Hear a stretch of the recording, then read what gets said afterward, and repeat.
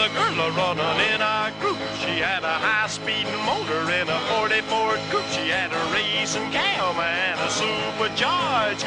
Look at Buddy, hot rod at large. She's a hot rod. She's a hot rod. She's my hot rod. Level 5 autonomy has got to get there. Right. For me to say, hey, I think this is going to be okay. I want to see level 5 actually be level 5. We'll go back to that in a minute, but what about the wreck? We talked about the gal that several got wrecks hit. now. Right. Oh, yeah, but the gal that got hit, of course, she was not in a crosswalk, and it was dark, and she just went out right out in front of the guy. Right. Now, a true level 5 autonomous car should have stopped, whether that driver was watching or paying attention or not.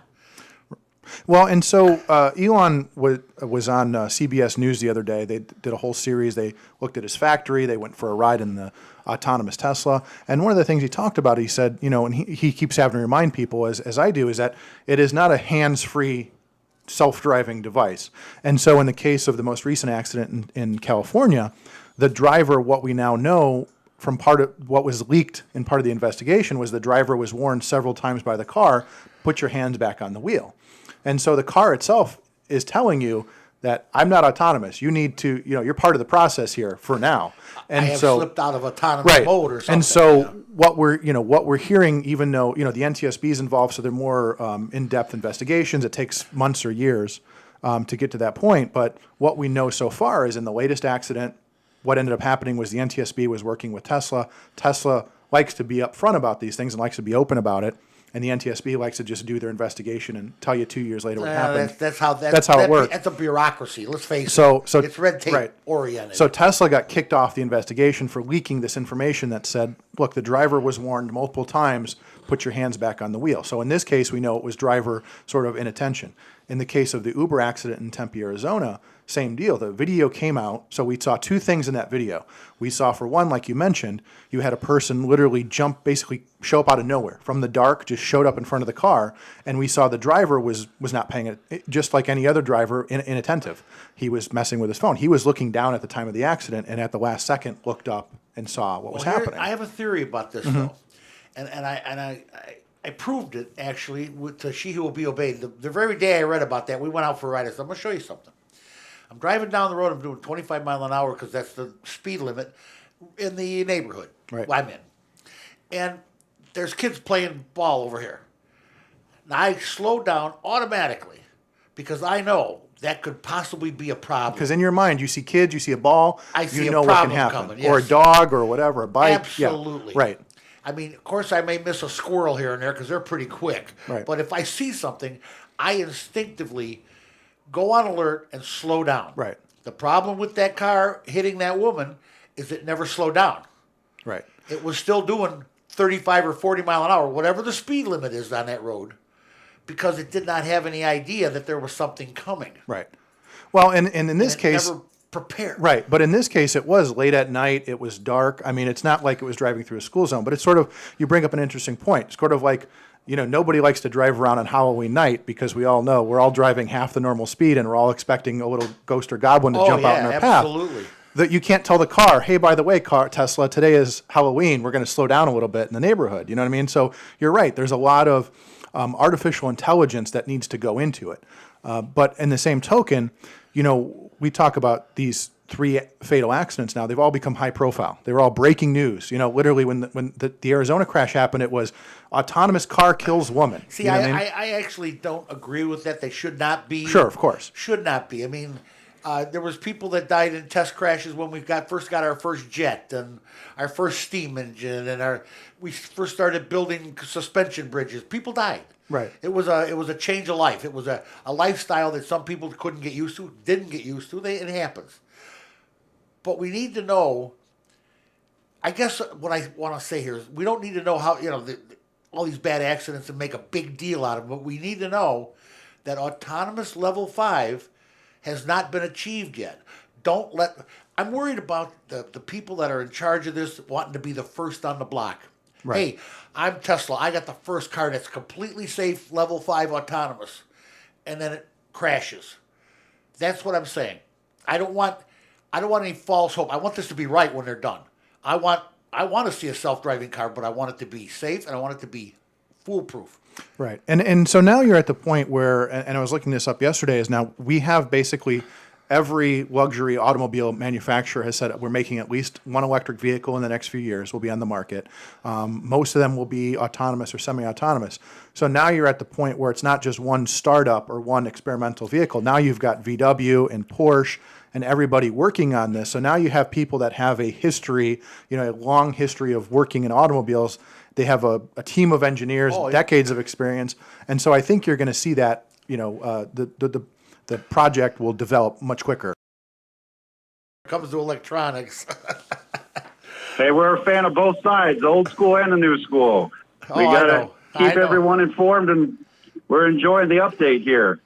Oh, yeah, there's some really nifty stuff coming up. And I got to tell you, Leon, the more technology evolves, the better I like it. I mean, I'm watching, but I just want to make sure they get it right. This whole rush. And you're right. We got to keep up with that too. The rush to be number one, to be the first kid on the block to have the first autonomous car, that's got to stop. Because they're all involved now. Like Chuck said, everybody's getting involved now. Volkswagen, Chevy, Ford, they all are getting involved in autonomous and electric driving. And they should. It's worldwide. We should work together to make it a safe thing. Sounds like a good plan. Yeah, it does. How's things at school there, Teach? We're keeping busy. We're teaching the kids and the students about electricity just as much as mechanics on the car. So it's a new lesson to go along with some of this new technology. And we're very fortunate this last week down in Lowell, we had the open house for our new trades building where we have a new auto shop with 5 bays, and we got a welding shop and a machine shop. So we're keeping up with the trades down there in Lowell. I'm going to have to get down there and see that. That's kind of neat. Please do. We'd love to have you, George. Great show. Good to hear you. Thanks, Leon. Thanks for all your help. He's Leon Simon. No problem. Thanks for keeping. Leon Simon is the tech director at Lowell High School, and he's quite the guy. Oh, yeah, absolutely. He's graduating a lot of kids going right on to work, getting jobs. Well, and that goes back to the, what we talked about the last time I was on, is that we are changing the direction of how we work on vehicles. Now you go from being a mechanic to now you're a pseudo electrician and mechanic. Yeah. And obviously when you're working around, one of the things that you have to, there's more precautions when it goes, there's precautions you take when working around fuel, and there's more precautions you take when you work around electricity. So we have to, teach that into the next generation of mechanics. Well, absolutely. And we're back to talking about the electronic cars, of course, and autonomous driving. And I want to tell you, there are some innovations coming from this that I truly like right away. The stay in your lane, the no falling asleep warning, the self-braking. And the parking assist. The parking assist, my goodness. It saves me $1,000 a year in gas from she who will be obeyed driving around the block waiting for a double spot to pull into. That's just how that works, trust me. And I like the innovations. I really do. We need to build on them, and we need to build an autonomous car that I can be happy with. And I got to be happy with it. I tell you, I don't know if I'll even get in it. Well, and I think that's going to be, this idea that everyone is going to be forced to have an autonomous car. I think that there's going to be varying degrees. I think you're going to have, like you said, you're going to have almost every vehicle is going to have braking assist. Every vehicle is going to have some of these features, or you can pay extra for the parking feature. So I think even a lot of people that say, I don't want an autonomous car, you're still going to benefit from some of these safety features. And even, everybody's benefiting because, if you're a distracted driver, you're going to save somebody. You might save somebody else's life. Or the teenager gets a car and they're learning how to drive. This will save lives, regardless. Okay. And so nobody's going to force you to have an autonomous car.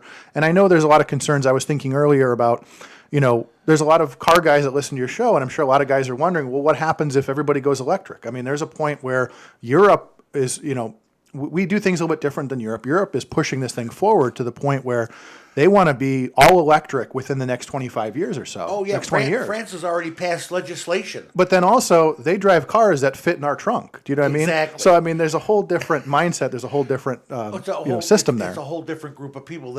America is in love with their automobile. Right. And nobody wants, that's the only thing. It may change the landscape a little bit. But we still, I want everybody to be able to still drive their classic cars. We still want to make sure gasoline's available. I don't want to go, one of the problems we run into with government is we always want to go too far one way or the other. We still want to give you the option. If you want to drive your gas car for the next 100 years, nobody should phase those out. Well, and this is where technology and innovation is going to have to step in and pay off, because you cannot have autonomous vehicles on the same road with certain people driving. Right. Because people have a tendency to drive like pigs. Well, Check out the expressway sometime when a car comes zipping by you at 90 mile an hour, cutting in and out of traffic. And that exactly goes to my next point, is that, we talk about highways and what we're spending billions of dollars expanding our highway system. I think that autonomy will change the way that we travel on the highways, to the sense of, if you have enough autonomous vehicles on the road that stop the jerks, that eventually, the problem with our highways is the jerks. It's not the lack of highway. Exactly. And so that will eventually help alleviate, and we'll have less trucks, going in and out of the lanes. They'll all be lined up in sort of a caravan. I think that will go to change the landscape of traffic jams as well. Oh yeah, I got to tell you, it's going to change. Things are going to change heavy duty. It's going to come fast and furious. I just hope it doesn't come too fast. Right. I want it to be safe. That's my main concern, is safety. And you know what? It'll happen. It's going to happen whether we like it or not. So maybe in my generation, my lifetime, I won't have to get in a car that doesn't have a steering wheel or a brake pedal. I'm going to tell you right now, that would freak me out, Chuck. Maybe I'm just an old duffer, but my God, I don't know if I could handle it.